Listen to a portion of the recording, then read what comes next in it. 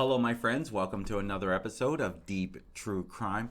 I'm Manny Rodriguez. Thank you for joining me today. In today's episode, we're going to be discussing the 10-year-old girl that was found dead near Wisconsin walking trail, and they have the suspect in custody. The big thing we're going to be hitting on, did a Reddit user help lead to the suspect? We're gonna dive into that. But first, let's talk about this young little girl taken from this world way too soon. Ileana Peters, who goes by Lily, she was found dead near a walking trail in Wisconsin one day after she went missing while visiting her family that lived nearby. She was reported missing on Sunday, April 22nd. She was discovered the next morning in a wooded area near a brewery parking lot not far from her aunt's home in Chippewa Falls,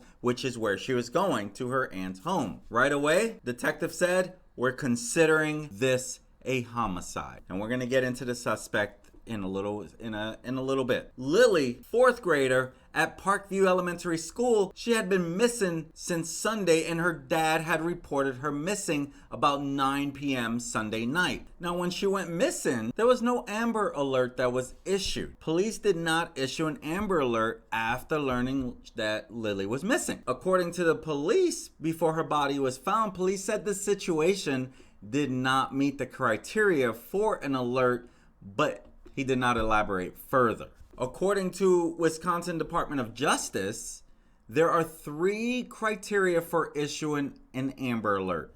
The child must be 17 or younger. He did fit that one. The child must be in danger or seriously bodily harm or death. They wouldn't know at that very moment that she was in danger. And the initiating agency must have a sufficient amount of descriptive information about the child or suspect. So it didn't meet those 3 criteria to issue an Amber Alert. And of course, police, they deployed K-9 teams and they find her bike near the walking trail. She lives about 4 blocks away from her aunt's home. So Monday night, Chippewa Falls were hunting for her killer. The next day after her body was found, now the cops did name their killer, the 14-year-old charged with the rape and murder of his cousin, Lily Peters. He is pictured for the first time as it's revealed he's the son of a convicted pedophile who was caught with a stash of disturbing child POR, you know the rest. Police have arrested Lily Peters' cousin, Carson Peters-Berger. Adam Berger, the dad, 37 years old, spent 3 years in jail after being caught with a stash of pornographic images of prepubescent girls and 4 crack pipes. According to charging documents against Adam, 10 photos were showing very young girls in spread-legged positions that were found on his phone. That's terrible. And now his son is facing a possible life sentence after being charged with 3 counts over Lily's death. A 14-year-old boy was charged with sexually assaulting and killing the 10-year-old Lily Peters. And one of the things that have come up is that maybe this 14-year-old was busted after a flurry of tips about an online post from a possible key witness. On Tuesday, the day after she was found, an anonymous poster wrote about a possible sighting of little Lily with another kid and fears that another kid did it. The verified Reddit user says, "What's scary is I was playing Pokemon Go in the park that day, walking along that very same trail." The Reddit user goes on to say,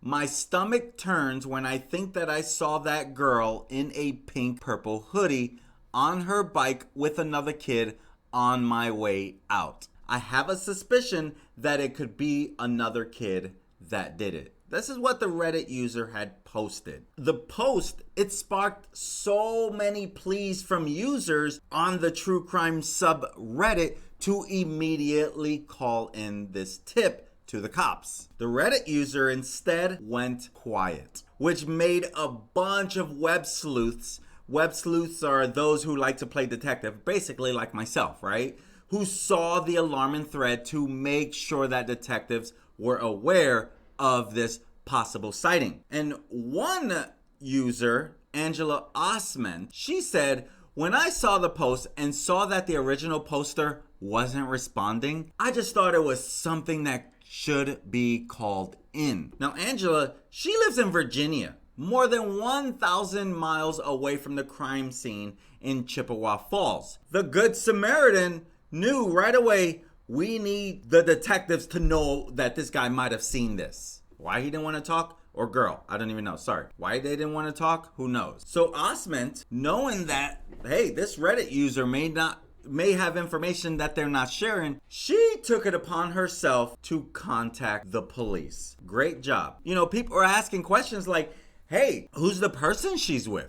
What is he wearing? How old? How tall? You know, but they weren't getting any responses, and that's when Osment called the police. And you can see some of the post that was made there about the Pokemon from Home Slice Nation 4. And so she calls in, and within minutes, a detective called and, number one, thanked her for calling in the tip line. The police have not shared whether this Reddit user who saw this helped lead to the capture. I'm going to just throw this out there. I don't think it did. I don't think that. I think they were going to be catching this 14-year-old kid no matter what. 14 years old. They're not professionals at this stuff, right? They're going to get caught. I'm sure they left DNA. Let's dive into him a little bit. What do we know about this 14-year-old? Well, the 14-year-old is charged with first-degree intentional homicide, first-degree sexual assault, and first-degree sexual assault of a child. The suspect made statements that his intention was to rape and kill the victim from the get-go. He admitted that he punched the victim in the stomach, knocked her to the ground, essentially strangled her, hit her with a stick before strangling her to the point of death, before he then sexually assaulted her. Terrible. The teen did appear remotely for a hearing in Chippewa, Wisconsin from a juvenile detention and was only identified by his initial. He was ordered to be held on a $1 million cash bond. District Attorney Wade Newell, he asked the judge, Benjamin Lane, to hold the kid on the high bond, arguing disturbing statements he made to police indicated he was a threat to the community. Now, attorneys for the child, the 14-year-old child accused of this murder, they have asked for a $100,000 cash bond, which the judge denied. Lillian Peters, she did know her accused killer, and she had been in Chippewa Falls, as I mentioned, visiting her aunt. Now, cops did execute a search warrant at the aunt's house to find information tied to the killing. Coroners, they're working on an autopsy, to get a little more information as to what happened. And of course, that's how we know a little of what has happened. Her remains were taken to a medical examiner's office in Minnesota, where additional forensic testing is underway. A memorial was set in front of Parkview Elementary School for Lily Peters. And as you know, this is every parent's worst nightmare. So please, if you're a person of prayer, keep the family in your prayers. This is a heart-wrenching thing. Doing any stories around children is the hardest thing that's bringing me to do this. We have to protect our children. But do you think that this Reddit user helped lead to this killer? You heard my thoughts on it. Let me know in the comments if you think that this Reddit user led to the killer. I'm Manny Rodriguez. Thank you so much for joining me today. I hope you have an amazing, amazing day. Peace.